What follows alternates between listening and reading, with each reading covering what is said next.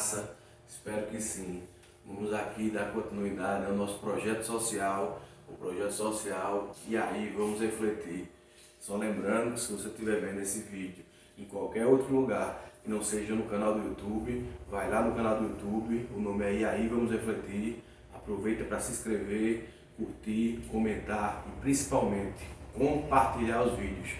Porque a ideia do nosso projeto social é fazer com que esses vídeos cheguem nas pessoas que não possuem a oportunidade de passar no concurso público, ou porque não tem dinheiro para pagar um cursinho, ou porque não tem tempo para estudar. Então esses vídeos aqui vêm ajudar. A partir de agora, as nossas gravações serão sem público, certo? Uma decisão tanto da minha parte como das pessoas que estavam na turma presencial. Com eles eu vou fazer um trabalho especial. A gente com eles está fazendo um trabalho de coach, certo? Preparando e identificando as falhas, os momentos mais fracos, para que eles possam também passar no concurso público. Agora você que está em casa e está assistindo através do canal do YouTube ou em qualquer plataforma, eu agradeço desde já, beleza? A nossa página do Instagram também tem o mesmo nome, e aí vamos refletir. Pois bem, hoje na nossa reunião a gente vai estar trabalhando os últimos temas dos direitos e garantias fundamentais no que diz respeito ao artigo 5º.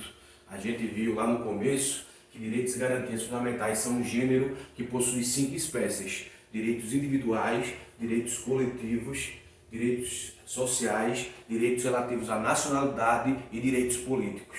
Hoje a gente está terminando o artigo 5º, ou seja, os direitos individuais e coletivos.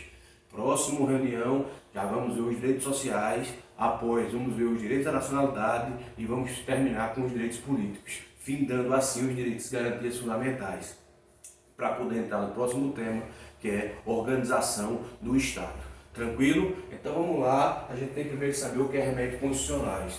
Eu passei para vocês que os direitos e garantias fundamentais, na verdade, direitos e garantias fundamentais são diferentes. Direito à liberdade pública conquistada historicamente. Já a garantia é a forma de efetivar o direito. O remédio constitucional, ele surge exatamente quando o direito e a garantia não estão sendo efetivados. Ou para garantir a efetivação do direito e da garantia, ou para reintegrar ao seu status quo. O conceito de remédio constitucional que a doutrina nos traz é o seguinte: remédios constitucionais são os instrumentos que têm os particulares de garantir ou reintegrar um direito existente, através da intervenção do Poder Judiciário. Então vamos lá, traduzindo esse conceito, são os instrumentos que têm os particulares de garantir ou reintegrar um direito existente através da intervenção do Poder Judiciário. A gente começa trazendo para você a seguinte ideia. O direito, por exemplo, é o direito de ir e vir. Você tem o direito de ir e vir, mas ele pode ser ameaçado. Alguém pode ameaçar e prender. Então você entrou com um remédio constitucional, que no caso é um habeas corpus. Ou você já pode estar preso. Aí você teve a liberdade de locomoção, o direito de ir e vir restringido. E aí você entra na justiça para reintegrar. Você pode ter tido um outro tipo de direito líquido e certo, garantido, que foi desrespeitado. E aí surge para você a possibilidade de você entrar com o mandado de segurança. Você também pode ter uma lesão ao patrimônio público, uma lesão à moralidade administrativa, uma lesão ao meio ambiente. E aí surge a possibilidade de você entrar com ação popular, outro remédio constitucional. Então, remédios constitucionais são, na verdade, uma espécie de garantia. E são instrumentos pelos quais os particulares garantem a efetivação do direito ou da garantia, ou reintegram esse direito e essa garantia existente que foram desrespeitados por qualquer pessoa, beleza? A nossa Constituição Federal traz para nós 6 remédios constitucionais. São 6 os remédios constitucionais. São 6 os remédios constitucionais. Repete aí comigo de casa. São 6 os remédios constitucionais. São eles: habeas corpus, habeas data, mandado de segurança individual, mandado de segurança coletivo, mandado de injunção e ação popular. Eu quero que tu repita comigo. São 6 os remédios constitucionais. Não seja bobinho. Memoriza. Repete comigo. Quantos são os remédios constitucionais? São 6. São eles: habeas corpus, habeas data, mandado de segurança individual, mandado de segurança coletivo, mandado de injunção e ação popular. Memorize os 6. Faz aí um processo mnemônico, cria aí, ó, por exemplo, man, a. A. Você memoriza A de habeas corpus, A de habeas data, MAN de mandado de segurança, MAN de mandado de segurança coletivo, MAN de mandado de injunção, A de ação popular. Então, o processo mnemônico é uma forma de você memorizar também. Mas o mais importante é que você saiba. Primeiro, vamos fazer aqui uma rápida revisão. O que são os remédios constitucionais? São instrumentos pelos quais os particulares podem garantir ou reintegrar um direito e ou uma garantia que foram ou estão por ser desrespeitados pelo Estado, beleza? E são 6, segundo a Constituição Federal, são 6, não seja bobinho, venha comigo, são 6 os remédios constitucionais. Você pode lembrar, A. Habeas data, habeas corpus, mandado de segurança individual, mandado de segurança coletivo, mandado de injunção e ação popular. Vamos começar pelo tradicional habeas corpus. Segundo o artigo 5º, inciso 68 da Constituição Federal, concede-se habeas corpus sempre que alguém sofrer ou se achar ameaçado de sofrer violência ou coação em sua liberdade de locomoção por ilegalidade ou abuso de poder. Vamos começar falando do histórico do habeas corpus. Para começar falando do histórico do habeas corpus, o habeas corpus ele surge lá na Inglaterra, depois da Carta Magna de 1215 do Região Sem Terra. Tem todo um processo para garantir a liberdade de ir e vir entre um feudo e outro, e esse processo vai fazer com que surja exatamente o habeas corpus. Aqui no Brasil, o habeas corpus inicialmente era utilizado para garantir uma gama de direitos. Ele era utilizado para garantir mais do que a liberdade de locomoção. Mas a partir de 1926 há uma reforma constitucional e a delimitação de onde é aplicado o habeas corpus. Então memoriza comigo, eu só falo de habeas corpus quando eu falar de liberdade de locomoção. Eu só falo de habeas corpus quando eu falar do direito de liberdade de locomoção. Se for qualquer outro direito, nós vamos ter que ver qual é a ação que é aplicada. Se é um remédio constitucional ou se é uma outra ação processual. Mas habeas corpus eu estou falando de liberdade de ir e vir, liberdade de locomoção. E assim, diga comigo, são 3 as pessoas que participam do processo de um habeas corpus. São 3 as pessoas que têm nomenclatura no processo de habeas corpus. Eu estou dizendo a você que são 3 as pessoas que participam do processo de habeas corpus. Diga comigo, são 3, são eles: o autor da ação ou impetrante, o paciente, que é o beneficiado, e a autoridade coautora ou impetrado. Memoriza comigo, vem comigo, são 3 as nomenclaturas utilizadas quando a gente fala de habeas corpus, e o habeas corpus ele se aplica sempre que a gente falar de liberdade de locomoção, liberdade de ir e vir. Se é outro direito, será outro remédio constitucional ou uma outra ação processual. Tranquilo? Então vem aqui comigo, eu disse a você que são 3 as nomenclaturas utilizadas, são 3 os sujeitos dessa relação processual quando tu entra com habeas corpus. Impetrante, que é o autor da ação, o beneficiado, que é o paciente, que pode ser também o impetrante, a gente vai ver daqui a pouco, podem ser a mesma pessoa, e o impetrado ou a autoridade coautora, que é aquela que limita ou está por limitar a sua liberdade de ir e vir, a sua liberdade de locomoção. Veja aqui, se não é assim, que nós temos no material. O autor da ação recebe o nome de impetrante, enquanto o indivíduo beneficiado recebe o nome de paciente, que pode ser a mesma pessoa do impetrante. A autoridade que pratica a ilegalidade ou abuso de poder recebe o nome de autoridade coautora ou impetrado. Então já tem algumas coisas para a gente memorizar aqui, por enquanto. Nós temos que memorizar o conceito de remédios constitucionais, as 6 espécies de remédios constitucionais, e de cara no habeas corpus a gente tem que delimitar o direito de sua atuação e falar das pessoas que compõem essa relação jurídica, essa relação constitucional processual. Então vamos lá. Relembrando o conceito de remédios constitucionais, são os instrumentos que os particulares têm para garantir a efetivação de um direito ou uma garantia, ou para reintegrar esse direito ou garantia quando for desrespeitado pelo Estado. Beleza? Vimos que os remédios constitucionais são em número de 6. E a gente pode se lembrar pelo processo mnemônico A, man, A. Ou seja, habeas corpus, habeas data, mandado de segurança individual, mandado de segurança coletivo, mandado de junção e ação popular. Sabendo disso, entramos em habeas corpus. E eu disse a vocês que quando eu falo de habeas corpus, eu não estou falando de liberdade de reunião, eu não estou falando de liberdade de associação, eu não estou falando de liberdade religiosa, eu não estou falando de direito de propriedade, eu não estou falando de direito à vida, eu estou falando só e somente só do direito de liberdade de locomoção, liberdade de ir e vir, aquele que a gente já viu lá nos nossos vídeos, que é aquele direito de entrar, permanecer e sair do território nacional em tempo de paz. Beleza? Então vamos lá aprender. E eu disse a vocês que são 3 as pessoas que compõem essa relação jurídica processual constitucional: impetrante, paciente e impetrado, autoridade coautora. Pois bem, o impetrante é aquele que vai entrar com um pedido do habeas corpus. O impetrante é quem vai entrar com o pedido do habeas corpus. Então vamos lá. Maria é presa.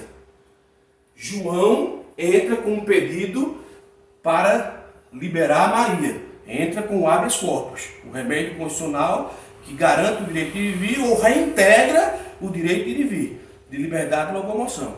Pois bem, Maria foi presa, João entrou com pedido. João é o impetrante, Maria é a paciente. E aí, quem é a autoridade coautora, quem é o impetrado? É aquele que cometeu a ilegalidade ou o abuso de poder, limitando o ir e vir de Maria. Por exemplo, o delegado José. Então, o delegado José é a autoridade coautora também chamada de impetrado. Espero que você consiga e esteja conseguindo entender. Pois bem, quando se diz que o impetrante também pode ser o paciente, ou melhor, o paciente pode ser o impetrante, é porque o habeas corpus ele pode ser exercido sem advogado. O habeas corpus pode ser exercido pela própria pessoa que foi presa. A própria pessoa que foi presa, sem advogado, pode preparar o pedido e pode encaminhar por alguém para o judiciário. Observe que nesse momento, se a própria Maria, em vez de João, faz o habeas corpus, não é João que é o impetrante, é Maria que é a impetrante e como presa também é paciente. E a autoridade coautora é o delegado José. Formou-se a relação jurídica processual constitucional do habeas corpus. Beleza? Quem é que pode ser impetrante? Diga assim, 4 pessoas podem ser impetrantes. Venha comigo, meu filho, e diga, deixe de preguiça, deixe de ser bobinho. 4 pessoas podem ser impetrantes. Diga comigo, pule, venha comigo, deixe de ser bobinho. Quantas pessoas podem ser impetrantes? 4 são as pessoas. Diga assim comigo, são eles: pessoa física, pessoa jurídica em favor de terceiro, Ministério Público e o juiz de ofício, desde que no exercício da função. Então, memorizando de novo comigo, quantas são as pessoas que podem ser impetrantes? São 4. São elas: a pessoa física, a pessoa jurídica em favor do terceiro, o Ministério Público e o próprio magistrado, o próprio juiz de ofício, desde que no exercício da função. Preste atenção e venha aqui comigo. Pessoa física, qualquer pessoa, não necessita de advogado. Esse é o remédio constitucional que independe de advogado. Qualquer pessoa. Então, pessoa física somos nós, as pessoas físicas, beleza? Somos nós. Pessoas jurídicas são as empresas. Olá, você quer estar me dizendo que uma empresa pode entrar com habeas corpus? Sim, ela será impetrante em benefício de um terceiro, que é o paciente. Então, se Maria foi presa, uma empresa que, por exemplo, Maria trabalhasse, pode entrar em nome dela. Então, o impetrante será a pessoa jurídica, Maria será a paciente, a autoridade coautora será lá, nesse meu exemplo, o delegado José. Tranquilo? Dando continuidade. O Ministério Público pode impetrar o habeas corpus.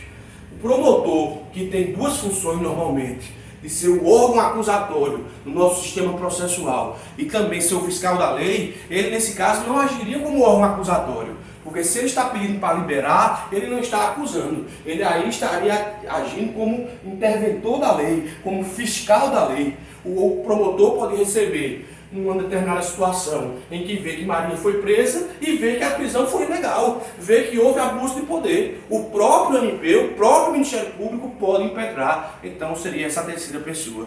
E a quarta, o juiz, de ofício. O que é de ofício? Sem ser provocado. O magistrado, sem ser provocado, observa que houve uma prisão ilegal ou que houve um abuso de poder. E ele, de ofício, no exercício de sua função, ele próprio libera Maria. E assim estará feita a hipótese do impetrante. Memorize comigo. O habeas corpus tem 3 características principais. O habeas corpus tem 3 características principais. Deixa de preguiça, deixa de ser bobinho, vem comigo. O habeas corpus tem quantas características principais? Tem 3. Primeira delas, o habeas corpus é gratuito. Não se cobra nenhuma taxa, não se cobra nenhuma custa processual para entrar com o habeas corpus. Ele é totalmente gratuito. Segunda característica importantíssima do habeas corpus: sem formalidade processual ou instrumental. Como ele pode ser exercido pelo próprio paciente ou por um impetrante que não é advogado, e aí eu já entro na terceira, pode ser exercido sem advogado, não há instrumentalidade. Não tem que ser aquela petição de advogado. Pode ser feito sem instrumentalidade processual. Ou seja, pode ser feito, por exemplo, num pedaço de papel higiênico. Só aquele papel higiênico a pessoa tiver e ela própria for impetrar em seu favor, sendo aí impetrante e paciente. Pode ser feito de caneta, pode ser feito de lápis. Não há necessidade de terminologias jurídicas. Por isso que a segunda característica é sem formalidade processual e instrumental. E a terceira e principal, sem advogado.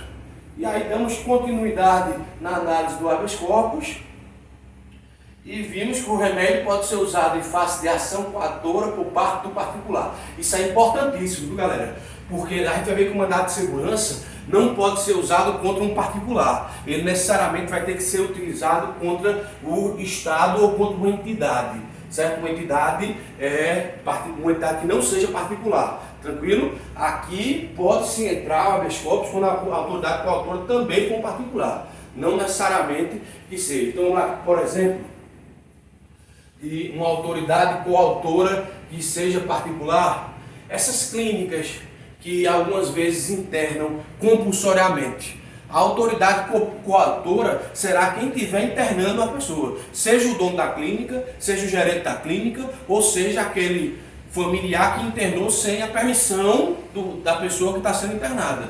Então você pode impetrar e a autoridade coautora nesse caso será particular. Isso não é possível no mandado de segurança, se atente e fique ligado. E aí eu quero que você olhe para mim e agora vamos falar da competência do habeas corpus.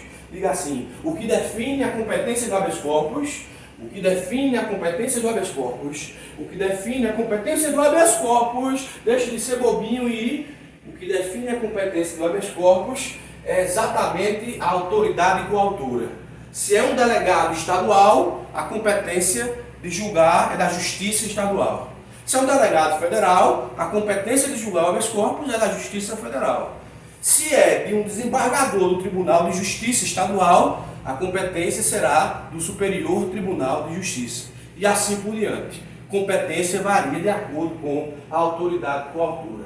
E atenção, fique ligado, não vacile. A única hipótese que você não vai poder usar o habeas corpus em situação em que houver desrespeito à liberdade de locomoção, ou por ilegalidade ou por abuso de poder, são as punições disciplinares militares, no que diz respeito à análise do mérito. Eu não disse a você que existe aquele tipo de prisão em uma das nossas aulas. Eu não disse a você que existe a chamada prisão administrativa militar, onde a pessoa pode ficar até 30 dias presa administrativamente. Pois bem, a análise do mérito dessa prisão, dessa punição militar, não pode ser analisada pelo habeas corpus. Poderá se houver uma ilegalidade. Ou seja, se o militar estiver sendo punido disciplinarmente, mas fora dos preceitos do Código Penal Militar, aí existe essa possibilidade, porque está tendo uma ilegalidade. Mas se for só para analisar o mérito de uma hipótese prevista no Código Penal Militar, não cabe habeas corpus. Essa é a única situação. Dando continuidade, vamos ver agora as espécies de habeas corpus. São 2 as espécies de habeas corpus comigo. São 2 as espécies de habeas corpus comigo. Quantas são as espécies de habeas corpus, meu querido? Contenção. São 2. Habeas corpus preventivo e habeas corpus liberatório. habeas corpus preventivo e habeas corpus liberatório. O preventivo, também chamado de salvo-conduto, é quando houver ameaça à liberdade de locomoção, ou por ilegalidade ou por abuso de poder. A gente vê muito esse salvo-conduto quando alguém é chamado para depor numa CPI, uma comissão parlamentar de inquérito. Ele vai ser chamado para uma CPI e lá ele pode acabar, diante das perguntas, sendo incriminado e sendo preso. Então, para garantir que não seja preso, ele entra junto ao Supremo Tribunal Federal com um habeas corpus preventivo, para evitar que ele seja preso, também chamado esse habeas corpus preventivo de salvo-conduto. O clássico é o liberatório, que é aquele que ocorre depois que a coação, depois que a ilegalidade, depois que o abuso de poder já ocorreu. E aí nós temos o liberatório e assim findamos o habeas corpus, beleza? Vamos fazer uma rápida revisão até agora dos remédios constitucionais. Nós vimos que os remédios constitucionais, eles são instrumentos pelos quais os particulares podem efetivar um direito ou uma garantia que não está sendo garantida ou efetivada, bem como pode reintegrar um direito e ou garantia que foi desrespeitada em tese e em regra pelo Estado. Nós vimos que os remédios constitucionais são em números de 6. Processo mnemônico, para se lembrar, A, A. Quais são eles então? A de habeas corpus, HA, A de habeas data, HA, MAN de mandado de segurança individual, MAN de mandado de segurança coletivo, MAN de mandado de injunção e A de ação popular. Começamos vendo o habeas corpus. E aí nós vimos que o habeas corpus ele é aplicado a qualquer direito? Não. Ele não se aplica a direito algum que não seja a liberdade de locomoção. O direito protegido pelo habeas corpus é a liberdade de locomoção, é a liberdade de ir e vir, é a liberdade de entrar, permanecer e sair do território nacional em tempo de paz, inclusive com seus bens. É exatamente o habeas corpus que protege esse direito. Vimos que são 3 as pessoas que compõem a relação processual constitucional do habeas corpus: impetrante, paciente e impetrado, autoridade coautora. Vimos que o paciente também pode ser impetrante, aquele que entra com o pedido. Vimos que o paciente é aquele que está por ser preso ou que foi preso ilegalmente ou por abuso de poder. E a autoridade coautora é aquela que cometeu o abuso de poder ou a ilegalidade. Vimos as 3 características principais do habeas corpus, né? Vimos que o habeas corpus não tem formalidade instrumental ou processual, que ele é gratuito e que ele pode ser exercido sem advogado. E vimos que a única situação em que o habeas corpus não pode ser aplicado é na análise do mérito das prisões disciplinares militares. Mas se houver ilegalidade numa prisão militar, ou seja, se um militar for preso sem previsão no Código Penal Militar, pode sim haver a aplicação do habeas corpus. E vimos que existem 2 espécies de habeas corpus. O habeas corpus pode ser habeas corpus preventivo, também chamado de salvo-conduto, quando a ameaça de prisão estiver por existir, e o liberatório, que é o clássico, quando a coação, quando a prisão já tiver ocorrido. Agora, saímos do habeas corpus e vamos para o nosso habeas data. Habeas data, uma criação importante do Constituinte de 1988. Vamos lá. Habeas data. Conceder-se habeas data para assegurar o conhecimento de informações relativas à pessoa do impetrante, constantes de registros ou bancos de dados de entidades governamentais ou de caráter público. B. Para retificação de dados, quando não prefira fazê-lo por processo sigiloso, judicial ou administrativo. Ou seja, o habeas data cabe em 2 hipóteses. Diga comigo, o habeas data cabe em 2 hipóteses. Diga comigo, o habeas data cabe em 2 hipóteses. Lembra lá que o habeas corpus só cabe no caso de direito à liberdade de locomoção, já o habeas data é diferente. O direito a ser protegido aqui é 8. E são 2 as hipóteses em que pode ser concedido o habeas data. Primeira hipótese, para assegurar o conhecimento de informações relativas à pessoa do impetrante. Então, a primeira hipótese da habeas data é exatamente para garantir, para assegurar informações que digam respeito à pessoa do impetrante, ou seja, informações pessoais.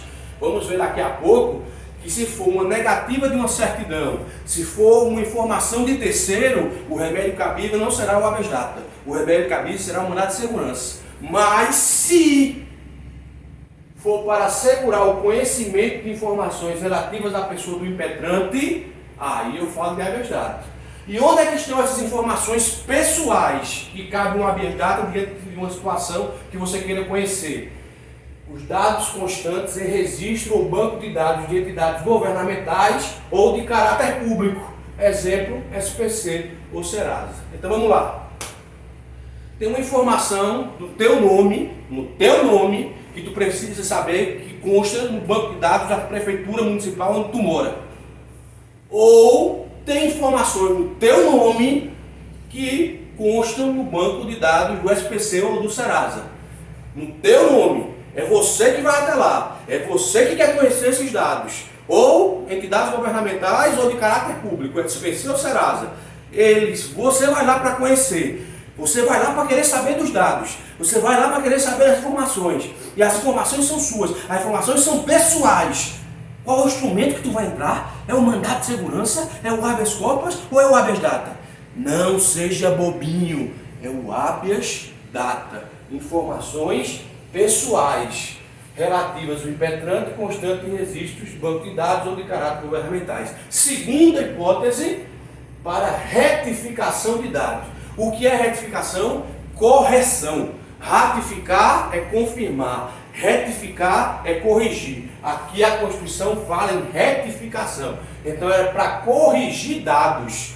Quando você não quiser fazer processo judicial ou administrativo sigiloso. Então tem uma informação errada sobre o seu respeito no SPC. Tem uma informação errada sua no governo do estado, de onde do estado que você mora.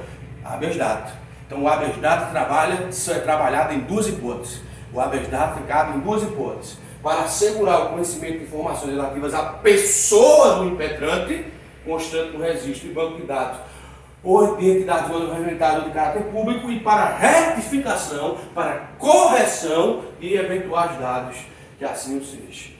Habeas data, regulado pela Lei 9.507/97, aqui diz os prazos, 48 horas para deferir ou indeferir o pedido do habeas data, a decisão tem que ser comunicada ao requerente em 24 horas, dá uma olhadinha lá na lei que regulamenta o habeas data, que é a Lei 9.507/97, beleza? A minha parte aqui é trabalhar da Constituição, a parte da Constituição está trabalhada, mas aqui tem a observação, é o famoso te liga, é o famoso acorda, é o famoso não durma, aqui ó, se houver negativa em pedido de obter certidões, ou as informações negadas forem de terceiros ou coletivas, o remédio cabível não é o habeas data, é o mandado de segurança. Porque o habeas data só cabe para assegurar ou retificar, corrigir informações de natureza pessoal. Lá eu não estou entendendo. Vamos lá.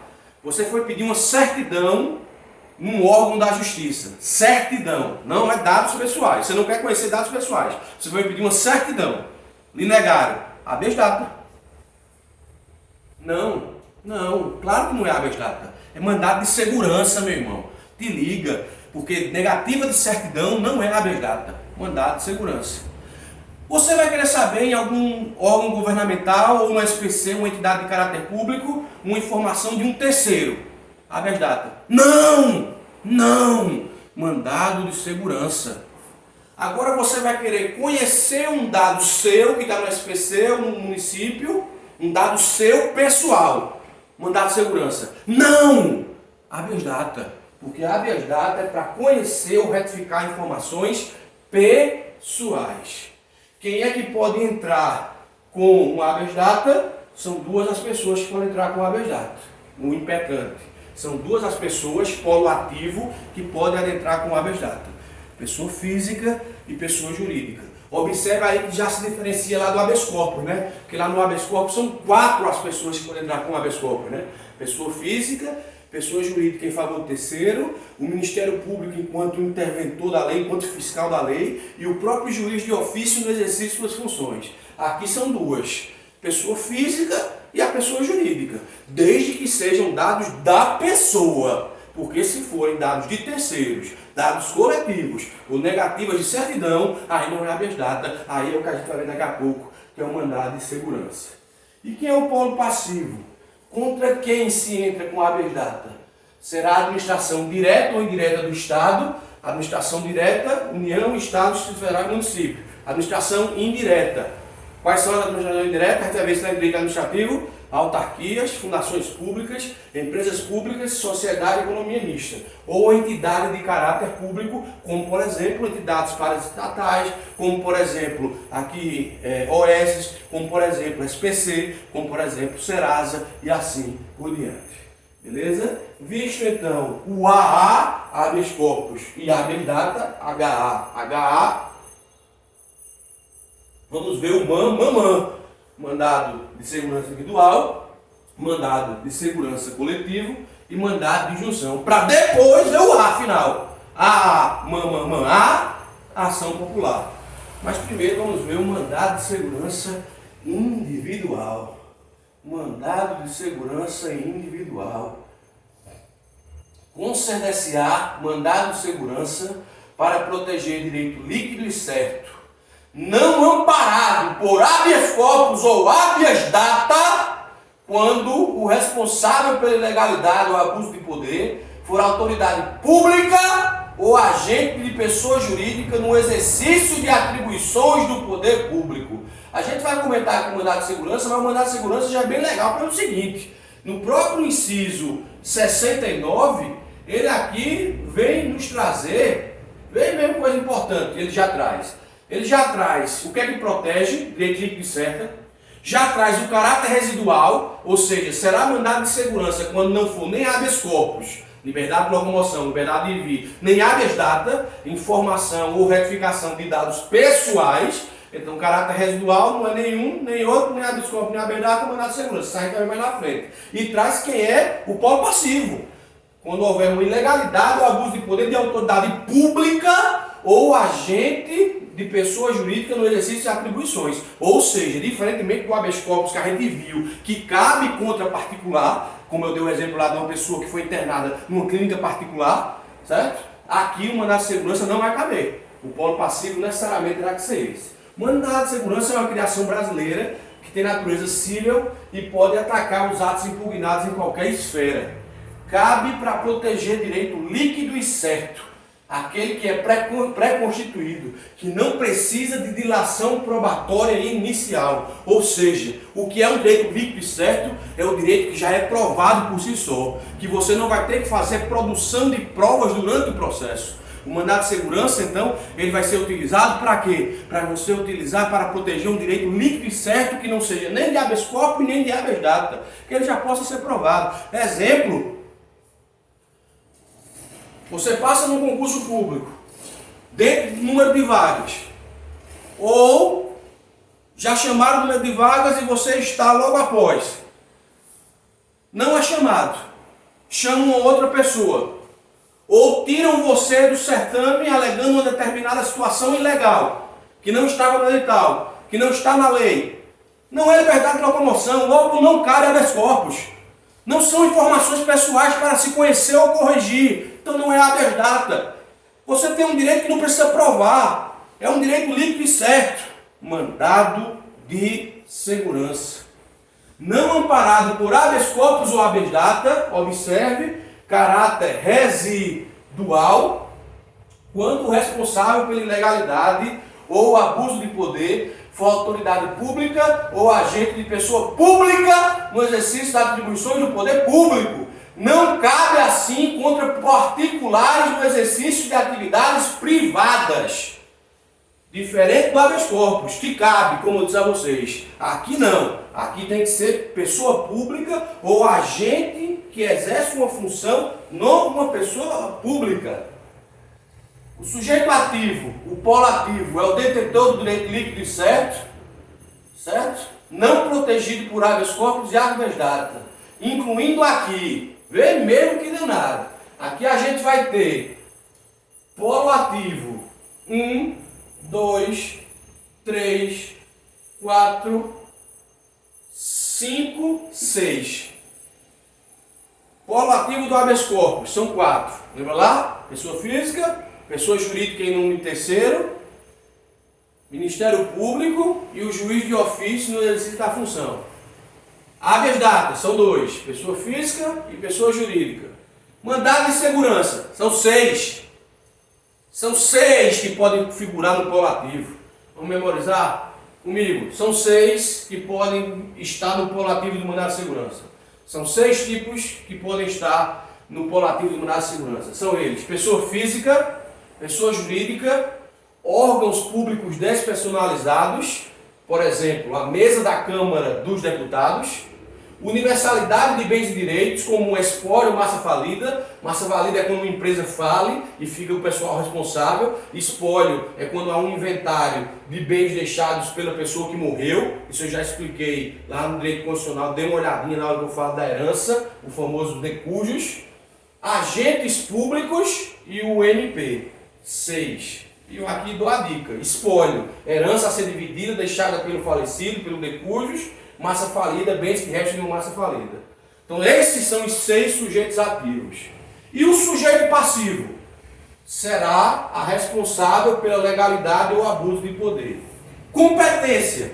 A competência, da mesma forma que ocorre com o habeas corpus, a competência, da mesma forma que ocorre com o habeas corpus, presta atenção, te liga, varia de acordo com a autoridade e com a autora. Se é estadual, juiz estadual. Se é no âmbito federal, juiz federal. Se é para um magistrado de segundo grau, Tribunal de Justiça, STJ. TRF, STJ.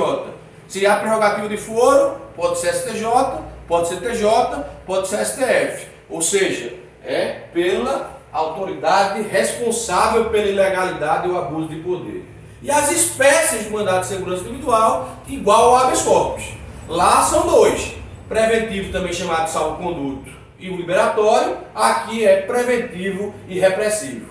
Dá uma olhadinha nas leis 1533/51 e principalmente na 12.016/2009, que traz as regras do mandado de segurança individual e diz que o prazo para impetrar o mandado de segurança é de 120 dias contados da ciência do ato impugnado. Então, lá no exemplo em que você teve o direito de ser chamado, porque passou no concurso público dentro do número das vagas e não lhe chamaram, você tomou ciência hoje, você tem 120 dias contados a partir de amanhã para entrar com o mandado de segurança, sob pena de decair o seu direito de exercício do mandado de segurança. Beleza? Vamos agora para mandado de segurança coletivo. Vimos que os remédios constitucionais são 6. Vimos que os remédios constitucionais são 6. Lembrando, processo mnemônico: A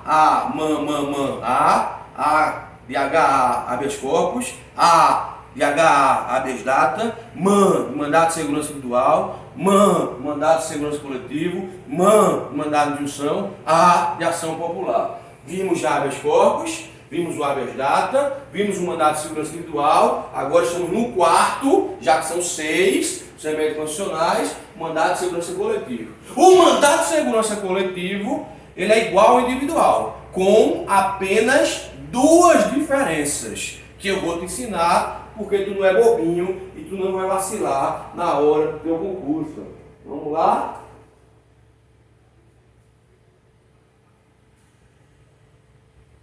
Vamos lá, dando continuidade. O mandado de segurança coletivo pode ser impetrado por partido político com representação no Congresso Nacional, organização sindical, entidade de classe ou associação legalmente constituída em funcionamento há pelo menos 1 ano. Essa parte aqui, ó, em funcionamento há pelo menos 1 ano, diz respeito só à associação. Não diz respeito a sindicato, não diz respeito a entidade de classe, como por exemplo uma OAB. Há pelo menos 1 ano, em defesa dos interesses dos seus membros ou associados. Observe aqui os comentários. O mandado de segurança coletivo, ele é igual ao individual, só difere em 2 pontos a saber. O mandado de segurança coletivo, ele é idêntico ao individual. As regras e tudo que eu passei do individual vale para o coletivo. Só difere em 2 coisas. Memória comigo. Diga assim: o mandado de segurança coletivo difere do mandado de segurança individual em apenas 2 pontos. São eles: objeto e legitimidade ativa. São eles: objeto e legitimidade ativa. Vamos lá: objeto. Enquanto o mandado de segurança individual serve para proteger direito do indivíduo, direitos individuais, o mandado de segurança coletivo tem como objeto proteger direitos coletivos ou transindividuais. Coletivos ou transindividuais. Transindividuais são aqueles, por exemplo, que dizem respeito a uma camada maior de pessoas, como, por exemplo, o direito do consumidor. Beleza? E a legitimidade ativa. O mandado de segurança individual, a gente viu que são 6, né? Que podem entrar com mandado de segurança, né? Individual. Nós não vimos? Pessoa física, pessoa jurídica, órgãos públicos despersonalizados, Ministério Público e assim por diante, lá estão 6, a gente já viu. Aqui, a legitimidade ativa vai entrar com mandado de segurança coletivo, é dessa galera aqui, ó. Primeiro, são 2. 2 pessoas diferentes, presta atenção. Primeiro, partido político com representação no Congresso Nacional, com ao menos um deputado ou um senador. Se o partido político ele não tem representação nem na Câmara dos Deputados, nem no Senado, ele não pode entrar com mandado de segurança coletivo enquanto partido político. Beleza? Segundo o Supremo Tribunal Federal, o partido político só pode adentrar em juízo para reivindicar interesses coletivos de seus integrantes ou com relação à finalidade partidária. Então, por exemplo, um partido político, seja qual for, PT, PL, PSB, PDT, PP, certo que for, União Brasil, PSD, seja qual for o partido, para entrar com mandado de segurança coletivo, ele tem que ter ao menos um deputado ou um senador, e segundo o STF, ele só pode reivindicar o direito coletivo, interesses coletivos de seus integrantes do partido ou algo em relação à finalidade partidária. Então te liga e não vacila. Segundo tipo de pessoa que está com legitimidade ativa. Lembrando que só são esses 2, a diferença só são 2 entre o mandado de segurança coletivo e o mandado de segurança individual. Objeto e legitimidade ativa. Objeto e legitimidade ativa. O objeto, direitos coletivos e transindividuais, mandado de segurança coletivo. Legitimidade ativa, partido político com representação no Congresso Nacional e organização sindical, entidade de classe ou associação, desde que estejam legalmente constituídas e em funcionamento há pelo menos 1 ano. Esta exigência de 1 ano é exclusiva para associações. Não se aplica a sindicatos e entidades de classe, como por exemplo a OAB, em defesa dos interesses dos seus associados. Segundo o Supremo Tribunal Federal, não é necessária autorização expressa, mas que tem de haver pertinência temática. Ou seja, o tema tem que haver com os representados das organizações sindicais, entidades de classes e associações, essas em funcionamento há pelo menos 1 ano. Chegamos no último MAN, dos 6 remédios constitucionais. A, habeas corpus, HA, habeas data, HA, MAN, mandado de segurança individual, MAN, mandado de segurança coletivo, MAN, agora chegamos no 5º, penúltimo, mandado de injunção. Vamos lá para um mandado de injunção.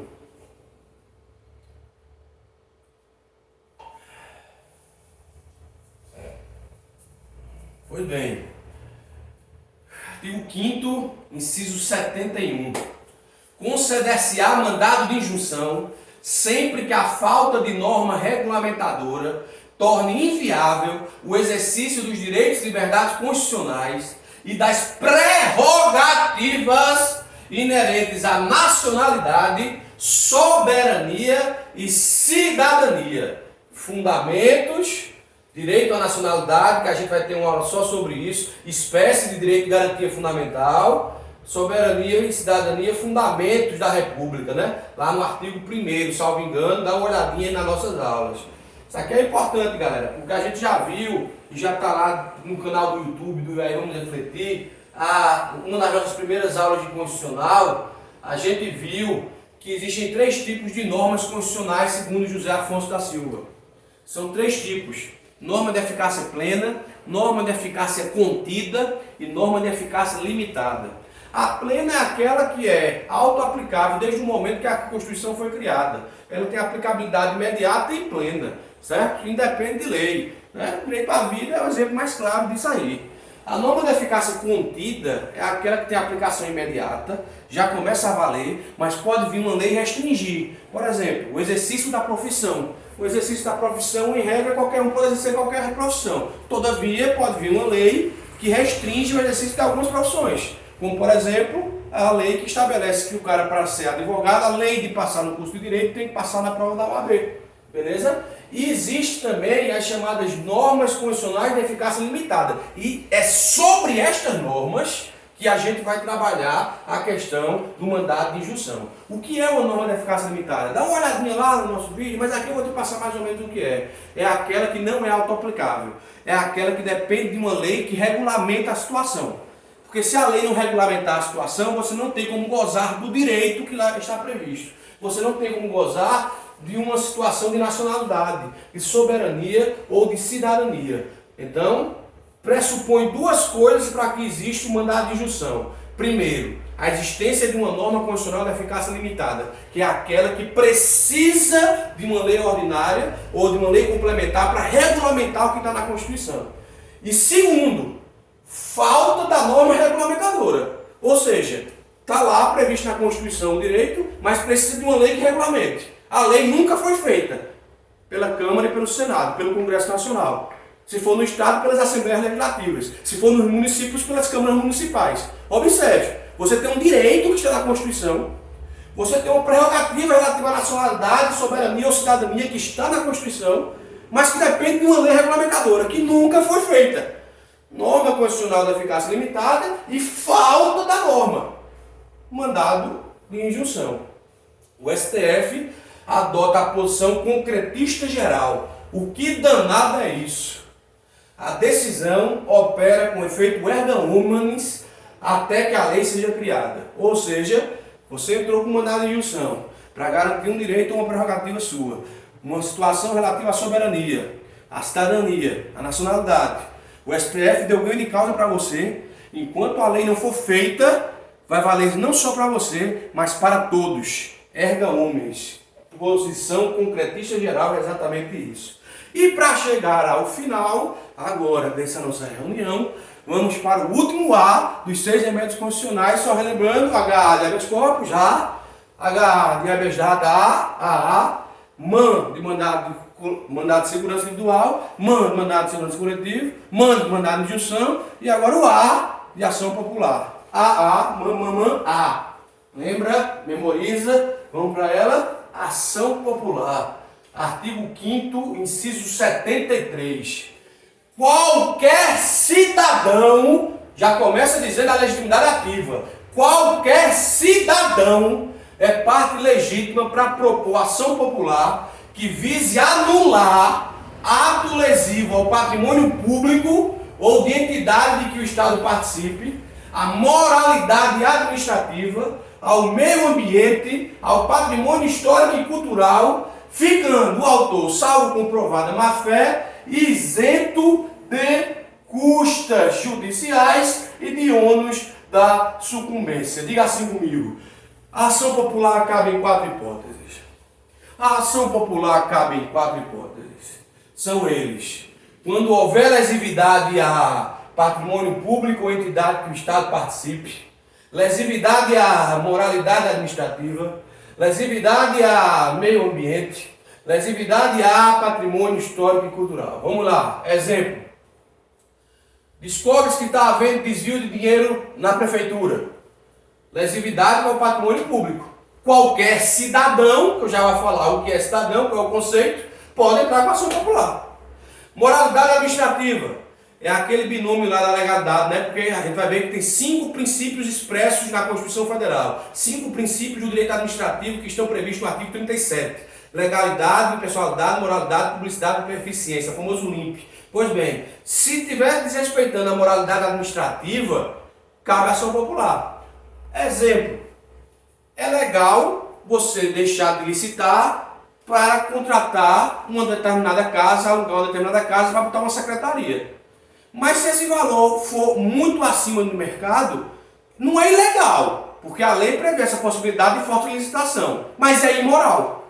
Se é imoral, atinge a moralidade administrativa, a lesão cabe à ação popular. Ao meio ambiente, se estão querendo destruir uma parte do meio ambiente, querendo tirar uma árvore que não deve ser retirada uma árvore, cabe a ação popular.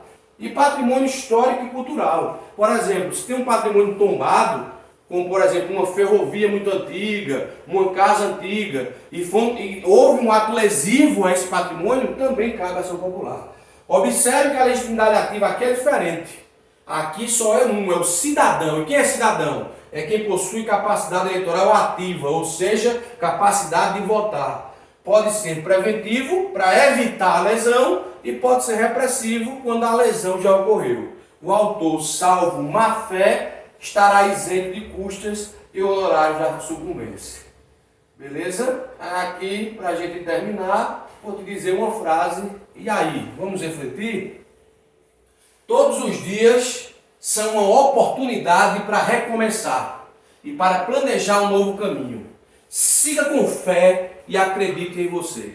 Acredite em você, por mais difícil que seja a sua vida.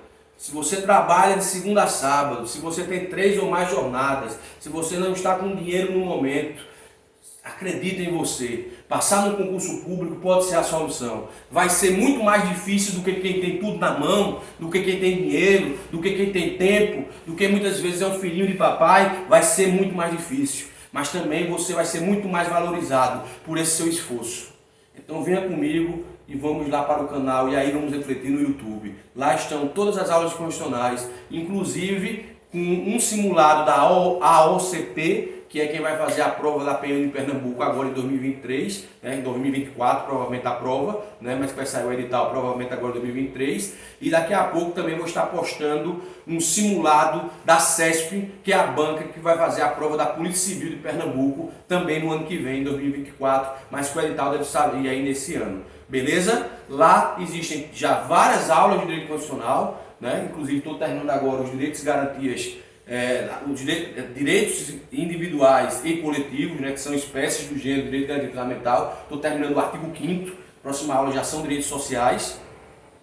Várias aulas de penal, inclusive daqui a pouco vou postar uma também sobre o tema consumação e tentativa, crime consumado e crime tentado. Então vai lá, se inscreve, curte e principalmente compartilha. Faz chegar naquele que precisa. E aí, vamos refletir?